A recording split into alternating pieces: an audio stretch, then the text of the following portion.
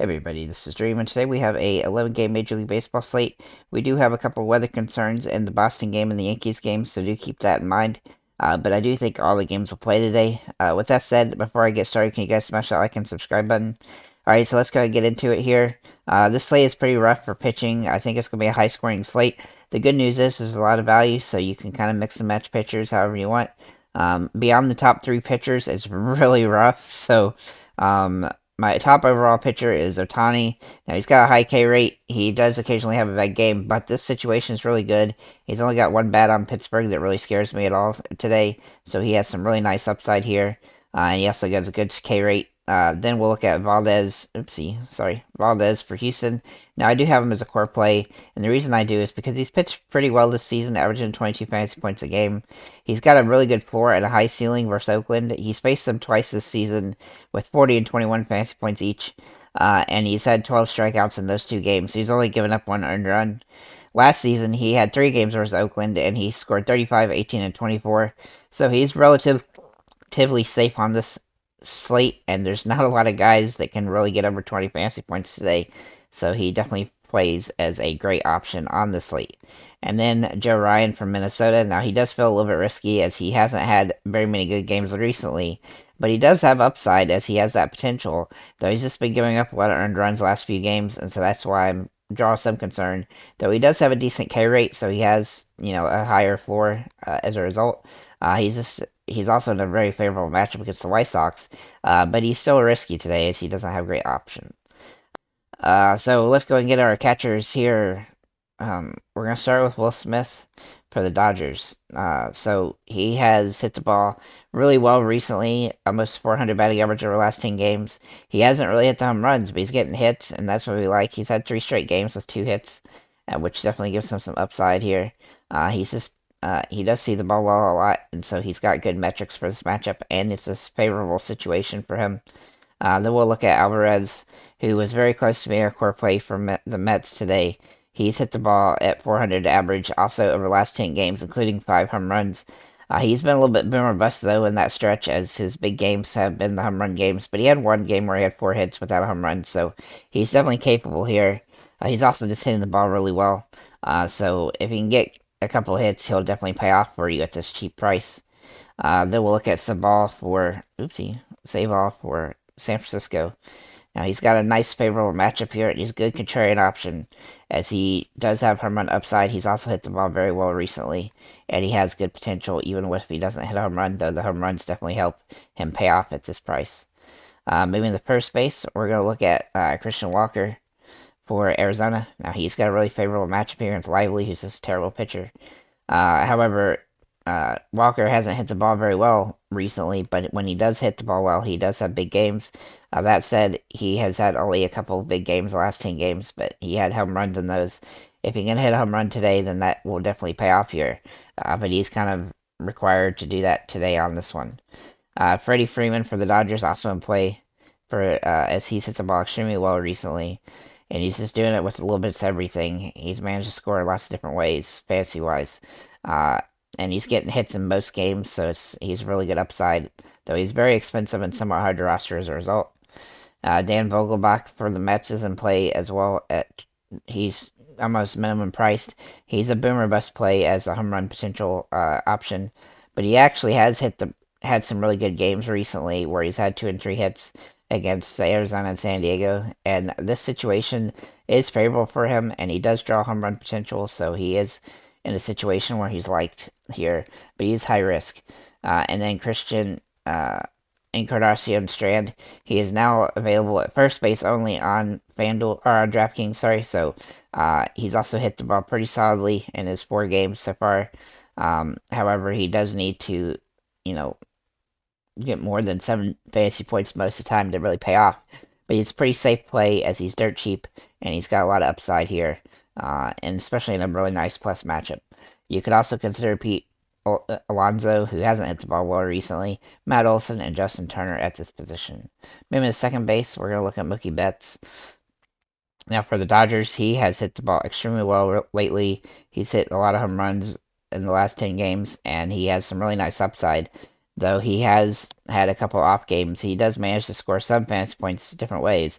but he is very expensive and somewhat hard to roster as a result. Matt McLean has not hit the ball quite as well for Cincinnati as we would like, but he's still hitting pretty good, and he has good hitting upside as well as stolen base potential, as he's had a couple of those recently. He's also had several multi-hit games, which definitely give him some upside in a very plus matchup. I also like Eduardo Julian for Minnesota today, as he draws really good metrics for this game. He's also hit the ball extremely well. I think he's had 9 games in a row with a hit, and he has scored pretty good fantasy points as well. He's hitting a ridiculous 567 over the last 10 games, and he's had 4 home runs in that stretch, which is also somewhat of a surprise. But while he's hitting good, he's somebody that's hard to ignore because he's still just $3,100. And he's got a very favorable matchup against Lance Lynn, who's just not a good pitcher. You can also consider Ketel Marte and Jeff McNeil at this position. Maybe in third base, we're going to look at Rafael Devers from Boston, who really has turned his season around the last few weeks. He's hitting the ball a lot better and has good potential for a home run here. He jumps off the table on this slate, and he's had some really big games recently, so I do like his upside. Though he does have a low floor, he's definitely in play as he's not that expensive compared to some of the other top options. Eugenio Suarez, though, for Seattle is dirt cheap today, and while he doesn't hit the ball all that well, he has home run potential in this game. He's also had 3 home runs the last 10 games, and he's had 4 straight games with multi-hits, with 10 plus fantasy points, and he's doing that with home runs and without, so he definitely draws good potential here. He's not really a threat in other ways, but he does have good home run upside in this one. Then we'll look at Justin Turner for Boston. Now he can play first or third base. He's a little bit expensive today, but I do like Boston as a kind of a sneaky stack, as he has hit the ball extremely well recently with over 10 fantasy points a game and has a nice upside here. You could also consider Jose Ramirez, Elly De La Cruz, Spencer Steer, Oswaldo Pereza, and Austin Riley at this position. Third base seems like it's super deep today. Moving to shortstops, Lindor for the Mets looks like a great option on the slate. He's a little bit underpriced as he's hit the ball pretty solidly, almost 300 the last 10 games, and he has home run potential here. Though he has been a little bit inconsistent, he does draw some potential in this matchup. Corey Seager is also in play for Texas. Now he's very expensive, but he's also hitting 300 over the last 10 games, and his home run potential here is very good. He's been pretty solid as a hitter all season long with a ridiculous 346 average, which is coming down a little bit. He's not a huge home run threat usually, but he does draw good metrics for just hitting the ball well, and his price is obviously reflective of that. Ahmad Rosario for Cleveland has really hit the ball better recently, which has led to his price coming up some, but he's still very viable here, as he's had 3 really good games in a row, and he has some nice upside. He's not really a home run threat, but he's a good base hitting threat. Willie Adames from Milwaukee is also in play. He does have a difficult matchup here against Soroka, but he has good potential here. Even though he hadn't hit the ball all that great, he has home run upside, and he has good metrics for this game. Excuse me. We could also like Matt McLean, Elly De La Cruz, and Chris Taylor at this position. Maybe the outfielders, we're going to start with Corbin Carroll, who is a core play. Now, he is actually a little bit underpriced, though, just because he hasn't hit the ball all that well. He did have an injury before the All-Star break for a few games, and that seemed to slow him down a little bit, but he does draw home run upside, and he has hit extremely well this season for the most part. He has good potential, and he is on the road in Cincinnati, which gives him a lot of upside as well in this matchup. Ronald Acuna is also in play as he's hit the ball pretty solidly all season long. He has stolen base potential, home run potential, just good hitting potential in general, and this is a good matchup for him. And I like him versus Peralta today. Then we'll look at Julio Rodriguez for Seattle. He draws a very favorable matchup here against Toronto, and while he's been very inconsistent throughout the season, he has been slumpy recently as well. He does draw favorable upside in this matchup, and so I think he's kind of risky, but he definitely draws some potential here. Lane Thomas for Washington also draws some good upside here. He's also been somewhat inconsistent recently, but that has allowed his price to come down back under 5,000 for a little bit, and he does draw home run upside, but he's somewhat high risk as he's been somewhat inconsistent.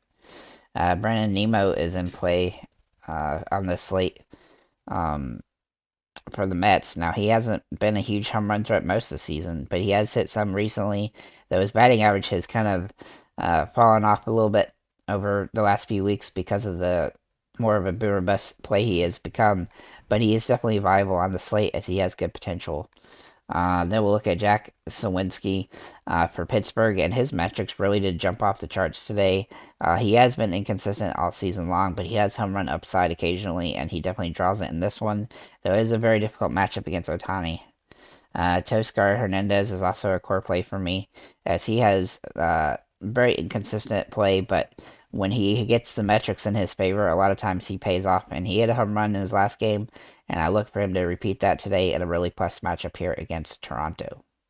Then we look at Michael Conforto for San Francisco. Now he's hit the ball pretty good lately with a 300 average over the last 10 games. He's had a couple home runs recently as well, which give him some upside. He's also in a favorable matchup against Washington, and I do think he's a good option on the slate, though he's a little bit risky as a result of the situation. And then we'll look at Christian Yelich here from Milwaukee. He's a little bit pricey today, but he's hit the ball extremely well recently. He has nice upside and home run potential in this game against Atlanta. Whose pitchers have struggled a little bit recently. He's also got a lot of good upside home run wise, and he's hitting over 12 fantasy points a game over the last 10. Duran for Boston is at $4,000. He's actually a pretty good price here. He's hit the ball really well recently. He's not a huge home run threat, but he's a good hitter. He's hit the ball really well all season, and he has good potential. I like his upside here, and while he does need to draw the start, though, so do make sure he's in the starting lineup. Then we'll look at Maniac for the Angels. He's in a really interesting spot as he's hit the ball ridiculously well so far this season, as he's played just a limited amount of games, but he has really good upside, and you can see he's had a lot of really good games this year. He has home run potential, and he's a pretty good play on a tough slate. Yoshida is also in play for Boston as he draws really good metrics. He's hit the ball 378 over the last 10 games. He does have home run upside, but he's not a huge home run guy. He's just a good hitter and manages to score fantasy points in lots of different ways, including stolen bases occasionally. As for that outfield, that's a pretty good position. I think we got a lot of good options. Maybe in the sub $3,000 range, guys. Dan Vogelbach for the Mets at first base. Christian Encarnacion Strand for Cincinnati at first base. Eugenio Suarez, Seattle at third base. Jake McCarthy, Arizona in outfield. Max Kepler, Minnesota in outfield. Alex Kirilloff, Minnesota in first base. A.J. Pollock at Seattle outfield. Tom Murphy, Seattle catcher. Zach Neto, LA Angels shortstop, and then Chris Taylor, LA Dodgers third base and shortstop. So with that said, guys, thank you for liking, commenting, subscribing. If you have any comments or questions, feel free to leave them below, and have a nice day, guys.